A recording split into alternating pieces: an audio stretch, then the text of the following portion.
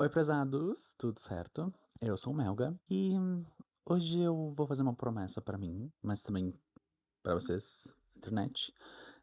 Espero que me dê muito orgulho no final do ano ou seja vergonhoso pra caralho. Então, nesse clima de novos tempos, novo ano, novo mundo, o mundo tá entrando em guerra, desgraça acontecendo, mas a gente sobrevive. Eu vou tentar voltar à minha rotina de ler. Eu vou voltar a ler pra dissociar um pouco e talvez criar esse canal pra desabafar. Fora que eu quero desafogar a minha lista de leitura, porque não quero passar mais um ano com 1000 livros na estante, tanto na virtual quanto na física, e não ter lido porra nenhuma. Fora que eu tenho aquela sensação de dinheiro gasto sem aproveitar. Tipo, tenho muito livro virtual, principalmente. Eu comprei alguns uns anos atrás, tag, minha assinatura, passei um ano, aquela porra. Tenho 15 livros que eu não li, daí eu comprei mais depois, achando que eu voltava a ler. Acabei não lendo. Eu tenho uma assinatura no Esquilo, que eu recebo, tipo, 2 livros todo mês. Eu li uma vez? Não. Mas eu tô conseguindo melhorar. Ano passado, no final do ano passado, já li mais alguns. Esse ano já começou bem. Bom, sem mais delongas, vamos pro que eu quero falar de uma vez. Então, vamos começar pela não ficção. Eu tenho alguns de não ficção que eu ganhei no Esquilo, vários, tirando aqueles de autoajuda e de finanças que eles empurram. Quando tu assina aquilo ali, tu já ganha tipo 20 livros de autoajuda. Enfim, não ficção pra gente expandir a mente além da ficção, né? Eu só fiquei com um livro de autoajuda, que foi o Ao Sabor do Tempo, da escritora Françoise Héritier. Eu acho que é assim que se fala, é uma antropóloga francesa. O resumo dele não ajuda muito em dizer o que, que ele é. Tá, o que, que eu vou tirar disso? Eu não sei, então eu vou ler mesmo assim. Eu acho que é muito mais vibes, é bem curtinho, é tipo 120 páginas, 170 páginas. Eu acho que esses livros de autoajuda que são mais vibes do que conselhos, tipo, que são mais filosóficos e que te fazem refletir. Eu já li alguns desses e parecem, fazendo isso, mas parecem muito mais úteis do que esses livros que tem foda. Esses 1000 livros que tem foda. Ou alguma variante disso no nome, que é tipo o mesmo conselho várias vezes. Aqui, essa parte mais legal, acho, dos livros de ficção, que são as biografias. Conselho pra talvez tu que tenha vontade de voltar a ler. Leia biografias, é muito legal. Ele te dá um ritmo de leitura porque tá contando uma história de uma pessoa, mas talvez não é tão denso quanto tipo um livro de fantasia, sabe? Que tem tipo 1000 páginas. Geralmente livro de biografia é mais curto e geralmente é na voz do autor, da pessoa, então é muito mais falado. É muito mais simples de ler. Bom, eu gosto bastante de história de pessoas, então talvez eu tenha esse viés. Primeiro, eu já li, inclusive, Queria Morrer, mas no céu não tem tempo aqui. Esse livro, ele já tem uma problemática, né? A autora desse livro, há alguns meses, ao final do ano passado, ela faleceu. Não se sabe a causa da morte. Mas o tom do livro, ele é sobre... Ele é sobre a jornada da autora, descobrindo a depressão dela e envolvendo questão de saúde mental. Ele é um livro bem simples, eu já acabei de ler, ele é bem fácil. Ele basicamente é essa conversa transcrita dela com o terapeuta dela e ela refletindo sobre os problemas da vida. Eu não sei se eu gostei muito. Eu achei ok. Eu achei ok. O grande problema desse livro, agora que ele tá envolvido, ele tem uma. Eu não sei se ele tem dois, mas eu sei que ele tem uma sequência pelo menos. É que a autora faleceu agora. E daí não se sabe a causa da morte. Muito provavelmente tem a ver com o tema do livro em si. E daí fica aquela coisa, tipo, é um livro sobre depressão, sobre saúde mental, mas a autora sofreu com isso. Então, tipo assim, eu não sei como me sentir sobre isso. E faz total sentido eles não divulgarem a causa da morte da autora, porque geralmente essas coisas levam uma onda também de pessoas que veem isso, já estão fadadas a isso, e depois fica assim, não é bom. Daí agora entra a parte das divas pop, que é A Mulher em Mim. Eu já acabei de ler também. É pesado. É pesado. Não. Já começamos com um clima pesado, né? Falando de depressão. E a gente continua pesando o clima com esse livro. Mas eu já tinha pego esse livro, tipo, há muito tempo atrás, eu acho que uns 3, 4 anos. Acho que quando ele saiu até. 21, 22. Esse livro é bem. Dá pra fazer uma crítica, porque, tipo assim, biografias, tu sempre tá ouvindo o viés da pessoa, tu tem que entender isso, que, tipo assim, tem um viés ali, as pessoas contando a história de vida dela, nada é neutro, né? É tipo, a opinião dela, a vida dela. Quando tu começa a ler, tu vê claramente que a Britney Spears não escreveu esse livro. Hã, talvez ela tenha escrito algumas partes ou ela pediu pra alguém escrever por ela, mas tem uma coisa ali na descrição das coisas que parece que não foi outra pessoa que escreveu por ela. Mas eu não desacredito as histórias, várias coisas são bem reais, principalmente a parte da exploração, da família dela, as crises com o pai e tudo mais. Por muitos anos na mídia a gente ouviu o lado da família, de eles falaram que ela era louca, que ela não sei o quê, que ela descuidava dos filhos, que era envolvida com droga. E é a primeira vez que a gente consegue meio que ouvir o lado dela, seguindo Janis Joplin, sua música. Seguindo com as diva pop, eu não conheço muitas de Janis Joplin, eu gosto de algumas músicas das mais famosas, mas eu nunca, tipo, parei pra ouvir todas. Eu sei que ela é daquela coisa do geração, hã, dos anos 27, né, a galera que, né, falece cedo por viver uma vida louca. Tem vários artistas que morreram mais ou menos nessa idade, e é a idade que eu tenho, então espero que eu não fique famoso, pelo menos um ano. Mas é aquela coisa, né, a pessoa vive, cria uma arte muito legal e tudo mais, geralmente de um lugar de dor. Obviamente não foi ela que escreveu, é uma biografia de outra pessoa sobre, mas um livro bem extenso, eu espero que seja legal, não só sobre os problemas, mas também, tipo, ela meio que representa todo um movimento de arte, né? Essa coisa hippie chique dos anos 60, dos anos 70, free love, muita gente é inspirado e tem toda essa. É uma cultura em torno dela e ela representa toda essa vibe do free love, desse movimento dos anos 60, 70, né? Nos Estados Unidos. Então, eu espero que tenha pelo menos referências a isso. Falando em referências dos anos 60 e 70, outros livros que eu quero ler é as biografias da Rita Lee. Eu recebi já a segunda, que é a outra biografia. Peguei agora, já estou começando a ler a primeira. Peguei a edição de luxo, chique, um pouco maior, deve ter umas fotos, mas é muito louco.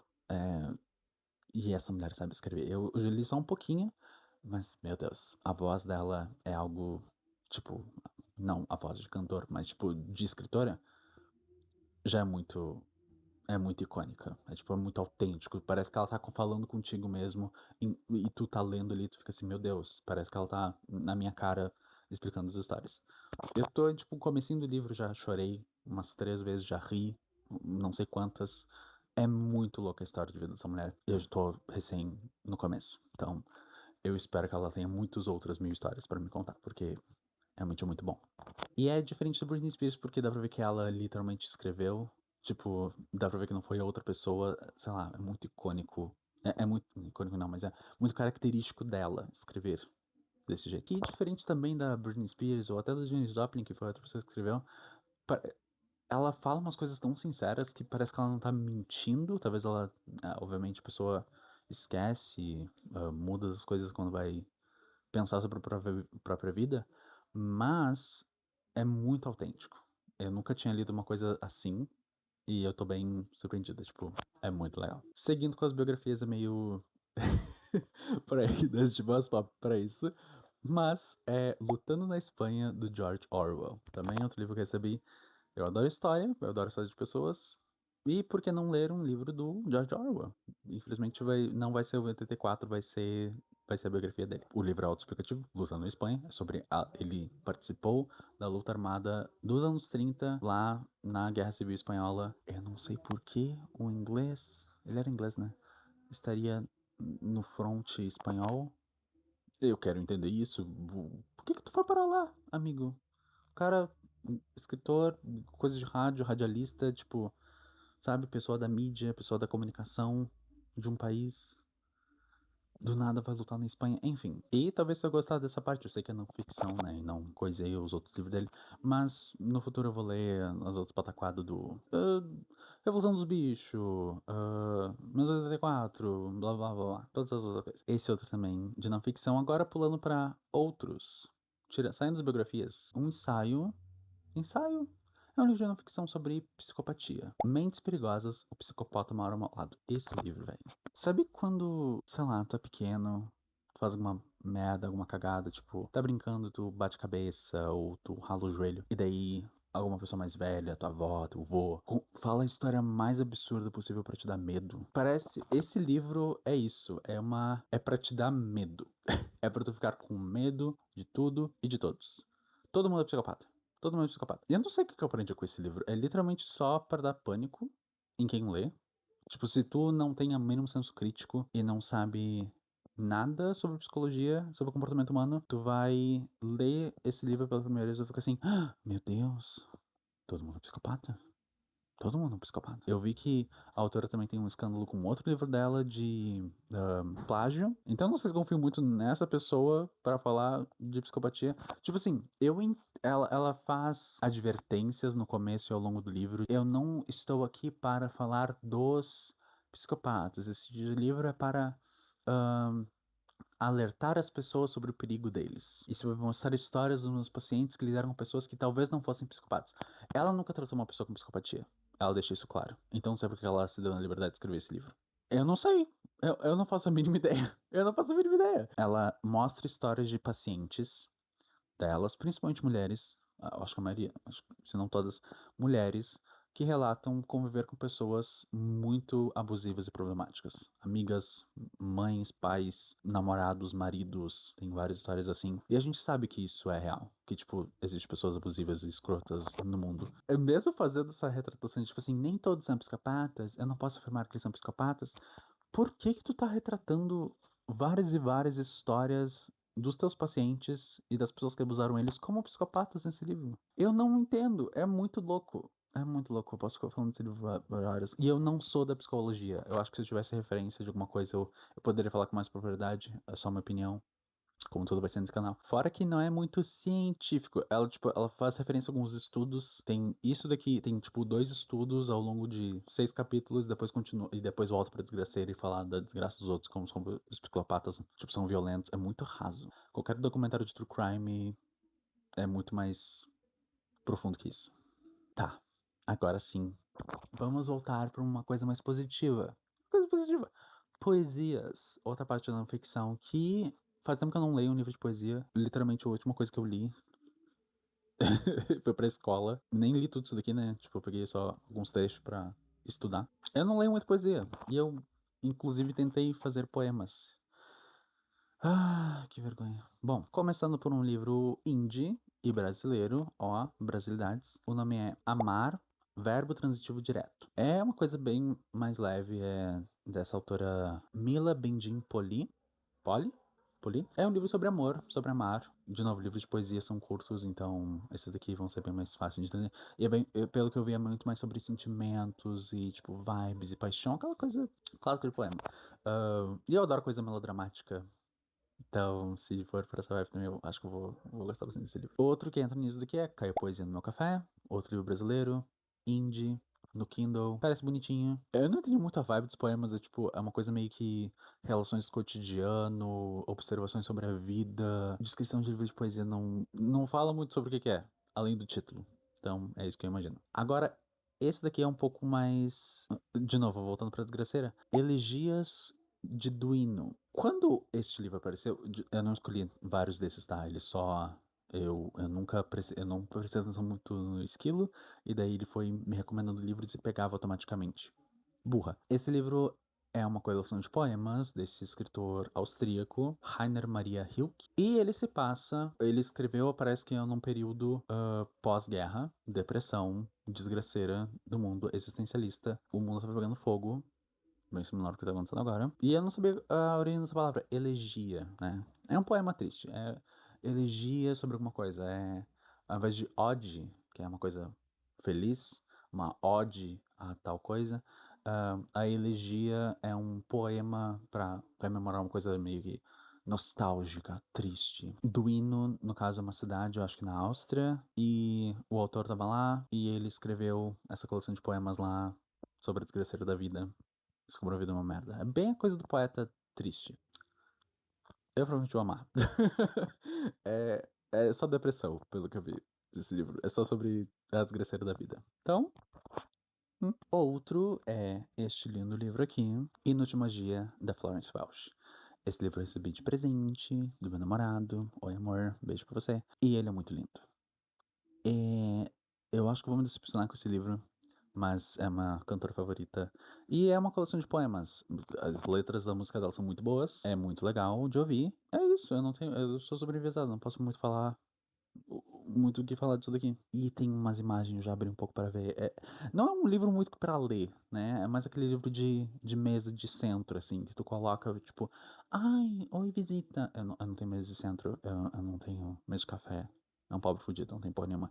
Mas se eu tivesse um dia uma mesa de café, eu colocaria lá. Uma mesa de centro, assim, ai, que bonito esse livro. Daí tu folheia assim, tu fica, uau, que legal.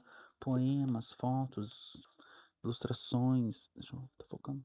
Ilustrações bonitinhas. Indo agora para a parte da ficção em si, eu recebi esse livro autoficção. Então é uma coisa que não é nem ficção, nem. Enfim. ah, que é de um autor brasileiro também. Indie. O louco do Esquilo é que ele também tem muitos livros indie. E isso é bem legal porque eu acho que dá visibilidade para os autores, além da Amazon. É uma alternativa legal da Amazon, talvez. O nome é 14 Domingos, do autor Adriano Lopes Rossi. É bem artística, é bem vibes, assim, 14 Domingos tá no nome, pelo que eu entendi, é sobre a experiência do autor na faculdade, ou da vida dele, e daí ele pega ah, coisas que aconteceram com ele, vai nessa viagem psicodélica de tipo sonhos, drogas e rock and roll. Eu não sei se tem rock and roll, mas fatos que aconteceram na vida do autor, só que por esse viés psicodélico. Eu tô imaginando uma coisa meio que aquela série da Netflix, Midnight Gospel, que na verdade era um podcast que o autor transformou nessa série de entrevistas, só que animada. É bem psicodélico, assim, é sobre coisas incelistas, ele falando com essas pessoas. Então eu acho que vai ser uma coisa meio assim, só que no formato de monólogo, né? Ou pode ser chato pra caralho. Espero que não seja a segunda opção. Seguindo para as antologias, eu tenho duas antologias nessa lista, só porque eu não aguento mais ver elas na estante. Alpha Zero e Ano Zero, duas eu acho que são sobre ficção científica. São vários contos sobre ficção científica. E eu gosto bastante de ficção científica, eu gosto do gênero. Tem alguns livros aqui, inclusive, sobre. Não dá pra ver. Guia da Mochileira. Pra qual é o público de antologia? Parece que é. Não querendo parecer insensível, porque talvez um dia eu até escreva pra uma antologia. Mas parece muito uma coisa pra pegar dinheiro de autor.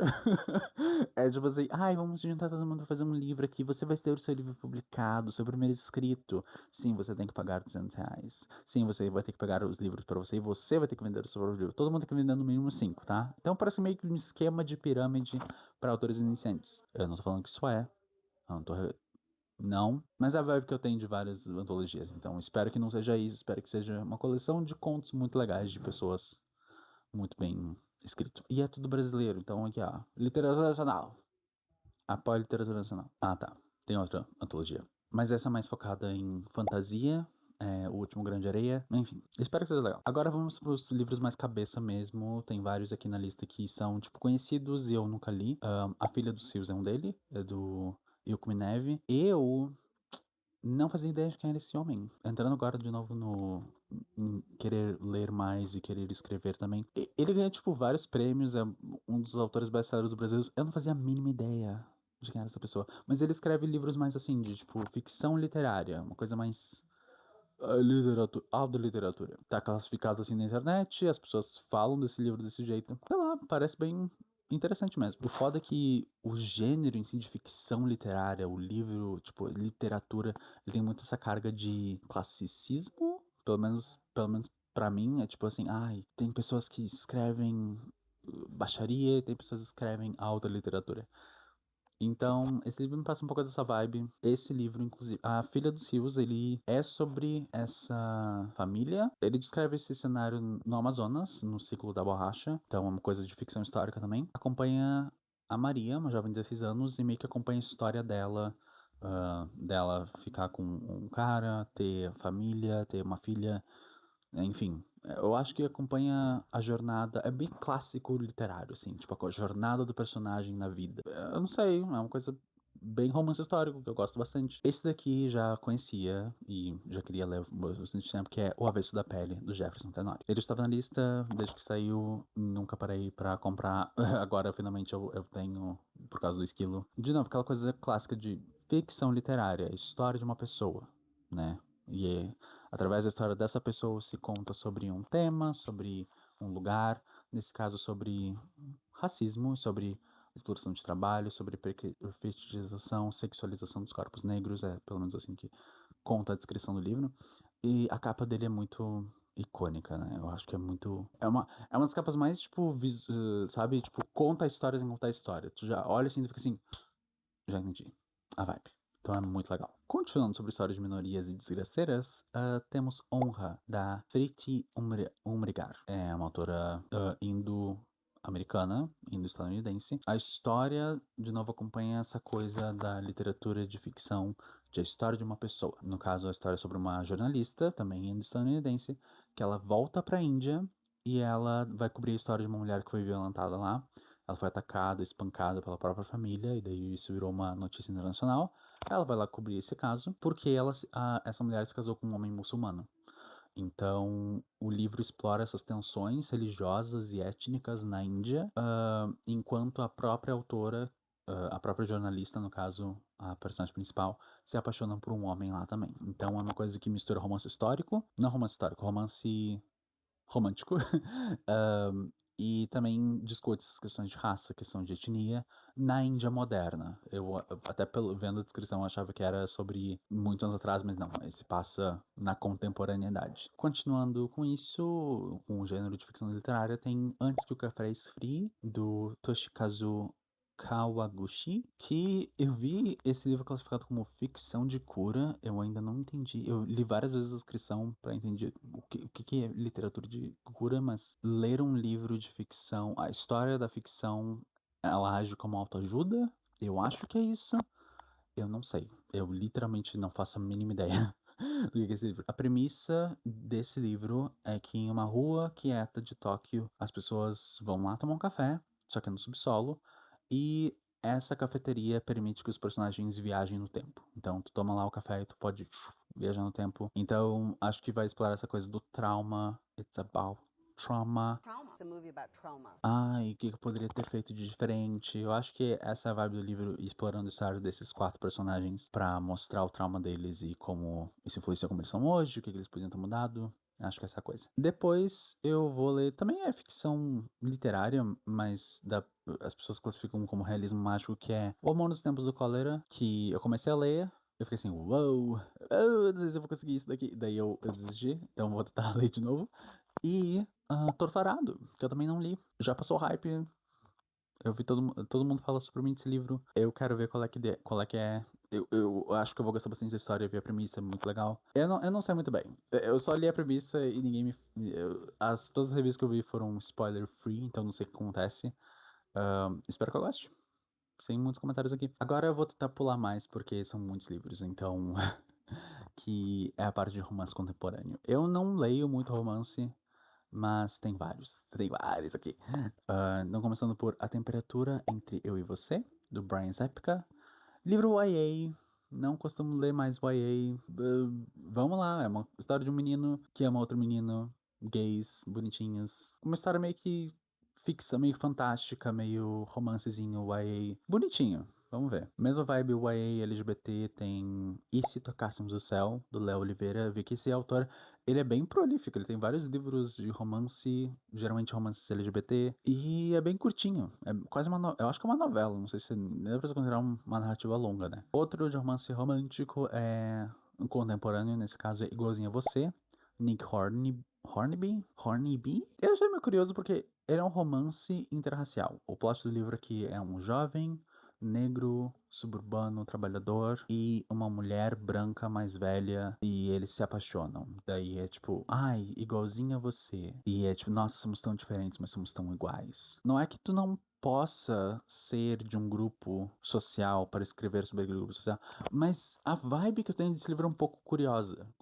Ele nunca escreveu um protagonista negro, eu fui pesquisar, porque eu fiquei assim, eu achava que pelo menos o autor era negro, ou birracial.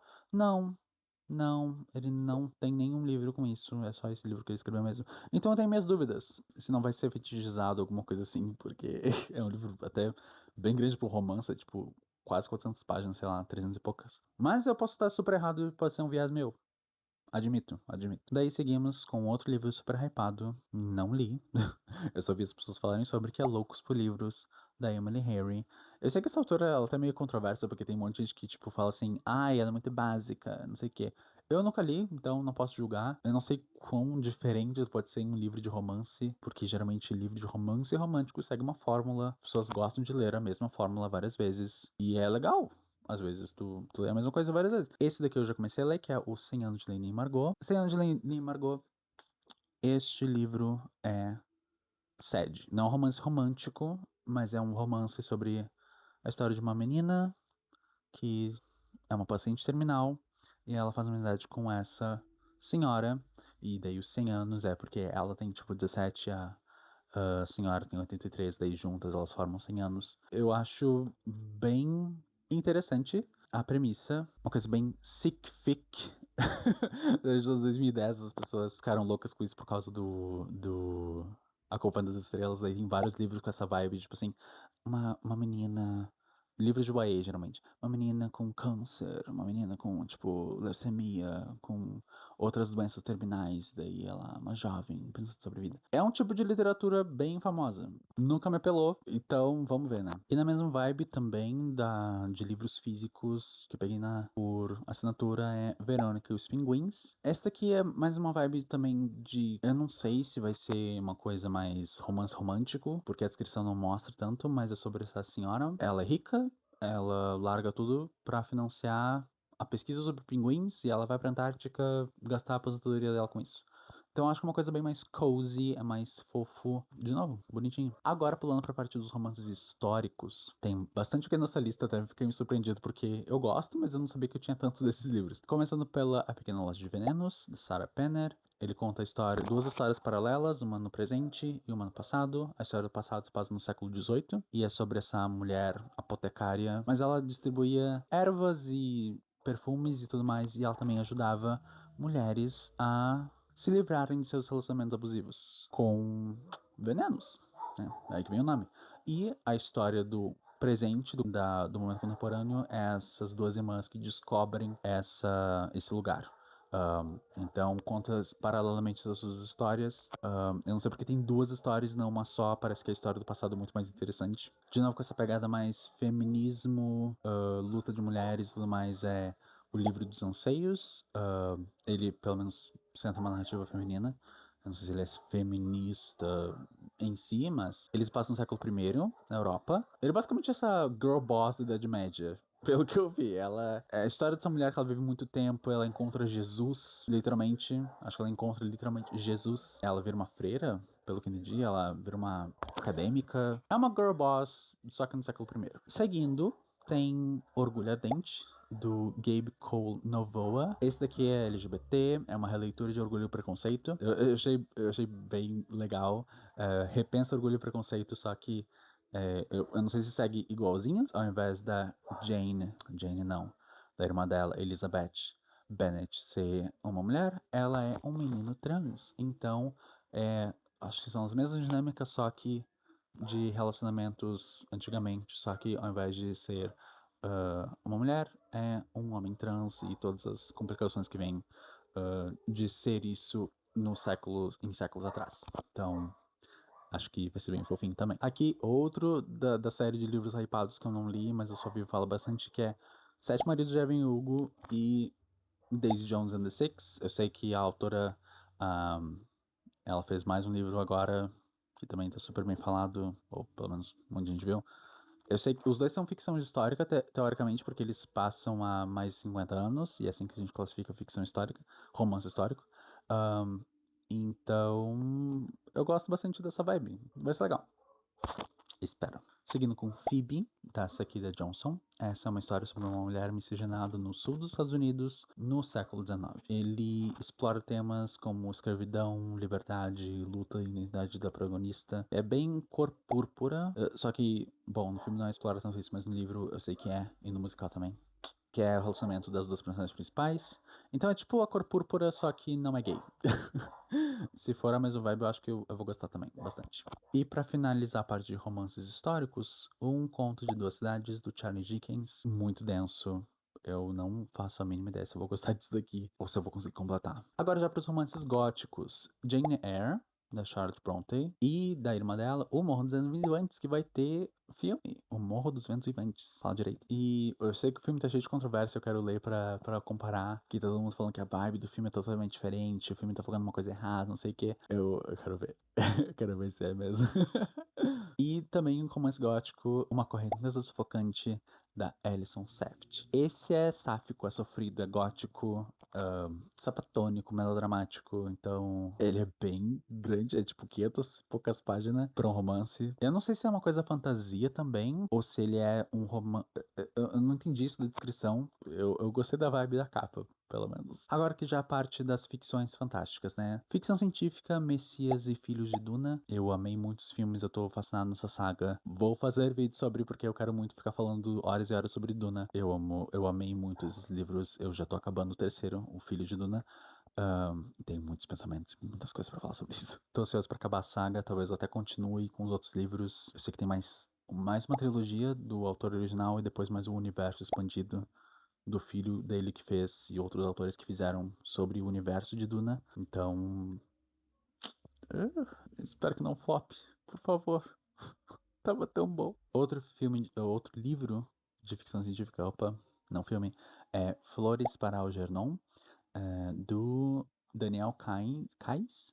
E ele explora um tema sensível, que é pessoas com deficiência mental. Eu não sei sobre o autor, de novo, pessoas tratando de temas sensíveis que não fazem parte de grupos minoritários, eu não sei como me sentir sobre isso, porque hoje na internet a gente tem toda uma militância falando que, tipo assim, não sei o que, não pode fazer, mas tem obras clássicas que são referências, tipo, representações de personagens minoritários, e os autores não são, né, não fazem parte desses grupos. É difícil, tipo, eu sei que, pelo menos as reviews que eu vi desse livro, muita gente fala muito bem sobre como ele explora temas sobre deficiência. Vamos ver. Eu não, de novo, não sou uma pessoa PCD. Não vou fazer uma review desse livro falando sobre como ele é bom na representação. Eu acho que tu não precisa fazer parte do grupo minoritário para entender como ele é retratado numa mídia, né? Só tem um pouco de, sei lá, senso crítico. O que tá faltando hoje na internet também. E o enredo desse livro é basicamente sobre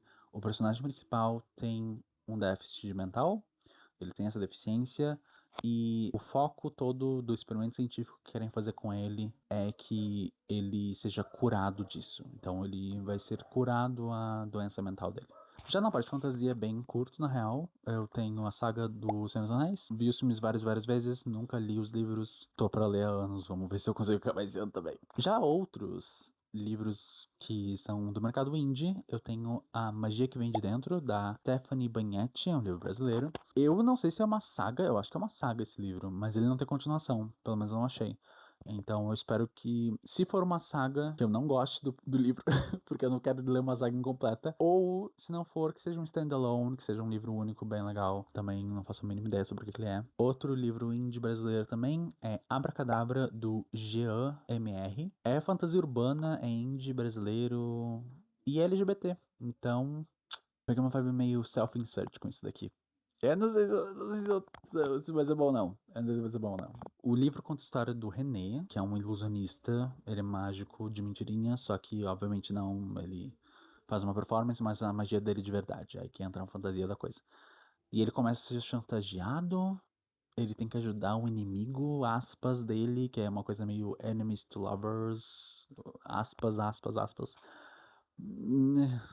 Eu não faço a mínima ideia sobre o que é esse livro, a descrição não ajuda muito. As Bruxas do Meu Quintal, Pablo Praxedes, outro indie brasileiro. Esse daqui eu acho que tem mais visão, assim. Ele é bem curtinho e ele foca nessa senhora, que ela vive no interior do Rio Grande do Norte e ela é uma bruxa. Então a história começa quando uma jovem chega lá e pede pra senhora fazer uma poção pra ela. Ela cai nessa aventura e tudo mais. Então ele parece bem cozy fantasy. Outro de fantasia, ele é um clássico, na real. Eu não fazia ideia desse livro, que é Karnak, Detetive do Oculto, do William Hope Hodgson. Pela capa, por essa capa aqui, eu achava que era um livro indie. Eu achava que era um livro tipo. E a pessoa fez lá, não nas coxas, não minimizando a literatura indie, mas tipo assim, é o primeiro livro de alguém, por esta capa. Sorry pros artistas de capa, mas é muito feio. E ele é um clássico, aparentemente. Esse é um daqueles livros que, tipo, inspiram outras pessoas a fazerem outras obras, sabe? Então ele é o detetive do oculto, o personagem principal. Não, eu não sei se ele criou esse gênero, mas ele pega essa coisa da fantasia urbana, sabe? Dá pra ver se esse daqui é um dos livros que inspirou bastante gente. Ele inspira, tipo, Supernatural, aquela outra saga de fantasia que o cara é um detetive, só que ele é um mago também. Tem vários personagens que são, tipo, esses homens que tu pega a literatura de policial, só que tu coloca nesse mundo de fantasia. É tipo, e esse é um livro super referência nisso, eu não fazia a mínima ideia. E eu gosto bastante das histórias. Continuando na fantasia, O Segredo do Oceano, da Natasha Bowen. É o YA. Eu não sei se eu vou gostar de YA. Mas eu vou tentar. E ele é inspirado na mitologia Yorubá. Tá no desafio do esquilo agora, em janeiro e fevereiro. Então eu vou tentar ler até o final do desafio. O foda é que eu entrei pra ver as avaliações e um monte de gente tá colocando, tipo, uma estrela, porque não é o tipo de literatura dessas pessoas. E tu pode não gostar de literatura fantástica, mas claramente as reviews estão falando de religião que não é cristã. E eu não gosto disso. Tem muitas reviews assim.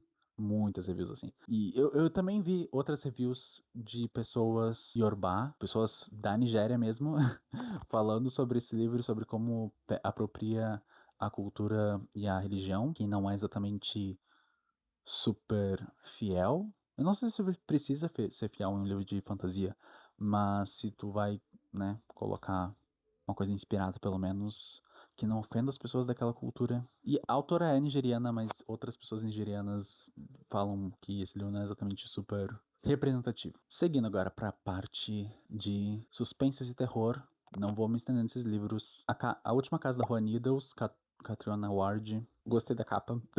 Não tem outro motivo de eu ter pego esse livro além disso. E Não Sobrou Nenhum, da Agatha Christie. Clássico também, nunca li, quero ler. Greenwich Park, livro recebido, parece legal. O Beijo do Rio, do Stefano Volpe, é brasileiro. Eu peguei só por causa da capa, mas eu fui ver a descrição e fiquei assim, uau, eu vou gastar tudo aqui. É O Silêncio do Mangue, do Lucas Santana. É um livro de suspense também, só que ele é LGBT, que nem O Beijo do Rio. Seguindo pro terror. Tem uma duologia, que é 1618 e Amplificador, do autor brasileiro César Bravo. Comprei os dois junto, porque eu comprei quando saiu o segundo. Tô ansioso pra esse, porque ele mistura, tipo, ficção científica com terror. Amigo Imaginário, esse livro, eu não sei, esse vai ser um desafio, acho que vai ser o pior livro pra ler. Eu não tô ansioso pra ler esse livro, não. Ele é muito longo. Ele é tipo, eu não sei por que que um livro de terror. O Stephen King, ele fez o It e outros livros grandes lá. Mas, tipo assim, ele é o Stephen King, tá? Ele já tinha uma carreira, ele já tinha, tipo, conhecido por livros e tal, densos e tal. E It, em teoria, são dois livros em um, porque tem a parte um e a parte 2. Esse livro é 700 e poucas páginas. Sobre, tipo, um amigo imaginário que é, tipo, um demônio. Eu não sei porque ele tem 700 páginas. Eu não sei se justifica tanto um livro de terror ter tanta página, mas o Drácula do Bram Stoker também tá na minha lista, é um classic. Eu comprei ele em edição especial e eu nem abri o livro, que vergonha. E por último, o melhor de HP Lovecraft. Eu gosto bastante de Lovecraft, dá pra ver. Tem aqui também coleção de contos, então acho que vários dos contos já estão nesse livro, mas tem outras histórias que eu não peguei ainda. O autor é todo problemático e tudo mais, mas eu só quero tirar esse livro da minha lista. Minha meta, então, pra esse ano ficou em 60 livros! Não é impossível, mas é um salto gigante do 7, né? Que eu li ano passado. Então é isso. Se tu me aguentou até aqui, ouvindo falar sobre só os livros que eu vou ler, se inscreve pra acompanhar a minha jornada aí, pra ver se eu acabo tudo. Muito obrigado pela atenção. Dá um like, compartilhe, sei lá. Coloca nos comentários a tua sugestão do livro que eu possa ler. Pra colocar, pra aumentar mais a minha lista. E é isso. Um beijo, prezados, e até a próxima. Tchau.